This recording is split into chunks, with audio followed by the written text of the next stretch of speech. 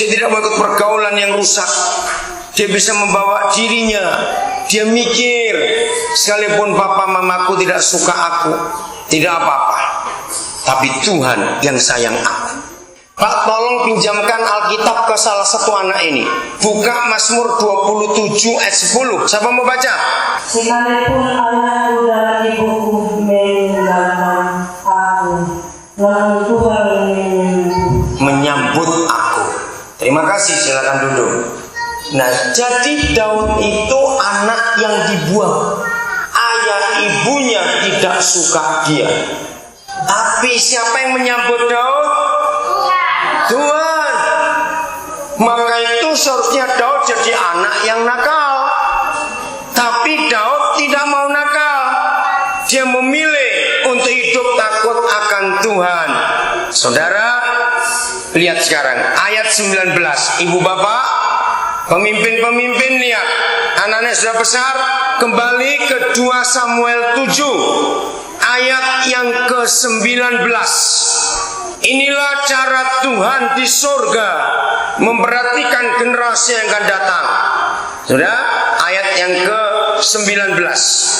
Hal ini masih kurang di matamu, ya Yahweh Tuhan. Guru-guru, dengarkan ini. Inilah salah satu ayat yang saya terima tahun 70-an yang lalu. Mengapa Tuhan membawa saya sampai hari ini pelayanan generasi, pelayanan pendidikan, gara-gara ayat ini. Suami-suami, pria-pria, dengarkan. Kalau anak-anak muda Papua tidak pernah sadar tantangan begitu berat, lalu hidup asal-asal saja. Jumlah anak-anak Aibon di Wamena, di Apipura, di Jayapura, di Biak makin banyak. Anak-anak Papua yang hancur, kecil-kecil sudah merokok, sudah berjudi, sudah tahu mabuk. Dengarkan ini, kalau gereja dan para pemimpin tidak menyadarkan generasi kecil-kecil ini untuk dihindarkan dari free sex, dari pergaulan bebas, dari mabuk, dari rokok, dari judi, punah orang Papua ini. Jangan salahkan kalau kita dipimpin oleh orang lain. Karena siapa mau jadi pemimpin kalau semuanya pemabuk, penjudi, pezina? Mengerikan sekali. Maka itu firman ini perlu kita dengar. Dan hal ini masih kurang di matamu, ya Yahweh Tuhan. Sebab itu engkau telah berfirman juga tentang keluarga hambamu ini. Suami-suami, pria-pria, pemuda-pemuda, inilah yang harus kita dengar. Firman apa yang datang dari Tuhan untuk keluarga kita. Sebab itu engkau telah berfirman juga tentang keluarga hambamu ini, keluarga Daud. Firman apa? Dalam masa yang masih jauh dan telah memperlihatkan kepadaku serentetan manusia yang akan datang, ya Yahweh Tuhan.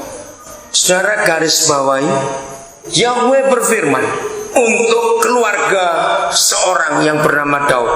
Dalam masa yang masih jauh ada serentetan manusia yang akan datang.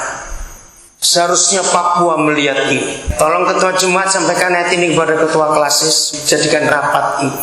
Kalau GKI tidak memikirkan sekian generasi ke depan, punah. Contohnya sekarang, kita memilih siapa? Ada 10 calon bupati, tinggal 9. Nggak tahu tinggal berapa lagi. Tapi kalau kita mempersiapkan anak-anak ini sekarang, di rumah diajar baik, di sekolah diajar baik, di gereja diajar baik, maka anak-anak akan baik di masyarakat juga. Bagaimana di rumah bisa baik kalau ayah ibu berkelahi terus? Di rumah tadi, maaf ya, saya nggak tahu ada di sini nggak orangnya. Tadi kami lagi istirahat di bawah pohon waru di pantai sana. kami dengar ada seorang ibu dari rumah situ. Hei setan, iblis, sini kamu. Situ sampai terbangun. Setan iblis apa dipanggil? Panggil anaknya pakai nama setan iblis. Tolong mulut-mulut itu bertobat. Anak-anak itu kan punya nama. Kalau kita hari-hari panggil setan iblis babi kok, mau jadi apa anak-anak ini jadi iblis betul? Kalau ada orangnya bertobat hari ini, maaf, saya nggak lihat di mana. Saya cari suara itu di mana tadi. Saudara, kapan kita mempersiapkan pemimpin? Di rumah, tolong gereja. Bapak kepala kampung sering buat penyuluhan. Bagaimana hidup suami istri? Majelis-majelis gereja buat penyuluhan. Bagaimana hidup suami istri yang baik? Kalau bapak sering mabok, lalu maki-maki, anak itu mendengar, anak itu melihat, masuk di benak mereka. Kalau mereka besar, mereka pernah ikut mabuk. Karena anak-anak itu makhluk peniru.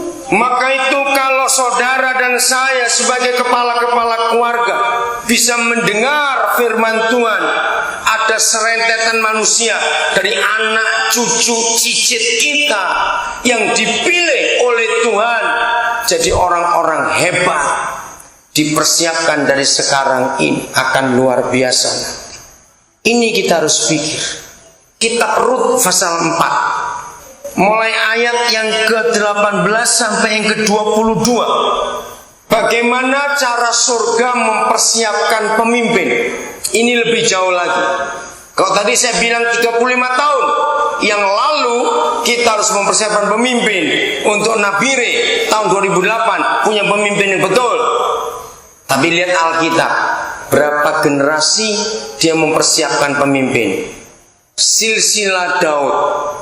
Jadi ketika Tuhan di surga ingin mendapatkan Daud supaya lahir Yesus Kristus penyelamat manusia yang hari ini kita rayakan kelahirannya, berapa tahun surga mempersiapkannya itu.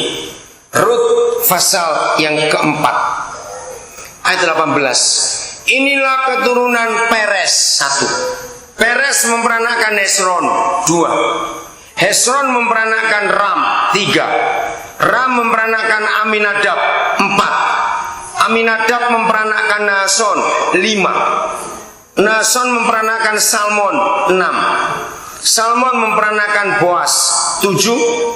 Boas memperanakan Obed 8. Obed memperanakan Isai 9. Dan Isai memperanakan Daud 10.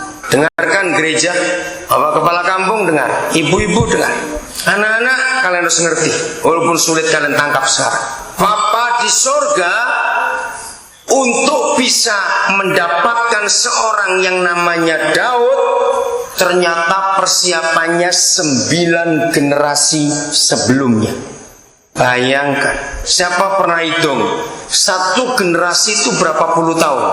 Hitungannya 40 sampai 50 tahun. Itu namanya satu generasi. Nah, kalau hanya untuk mendapatkan seorang Daud, Bapa di surga perlu mempersiapkan 9 generasi. Jadi dia perlu persiapan berapa ratus tahun? Kalikan cepat, 9 kali 40 berapa? Berapa tahun? 300? 450, betul, kalau 50 tahun. Bayangkan, supaya lahir Yesus. Maka itu Daud bisa mendengar firman Tuhan. Ada serentetan manusia. Anak-anak, kami berharap kalian akan jadi orang-orang hebat di Papua. Amin. Siapa yang siap jadi gubernur nanti? Bahkan jangan punya takut, punya cita-cita ada presiden yang lahir dari jauh. Bisa tidak terjadi itu? Bisa, kenapa tidak? Asal kita sebagai orang tua mempersiapkan.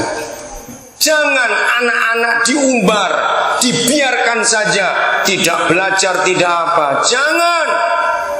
Ayo perjuangkan, Bapak Kepala Kampung.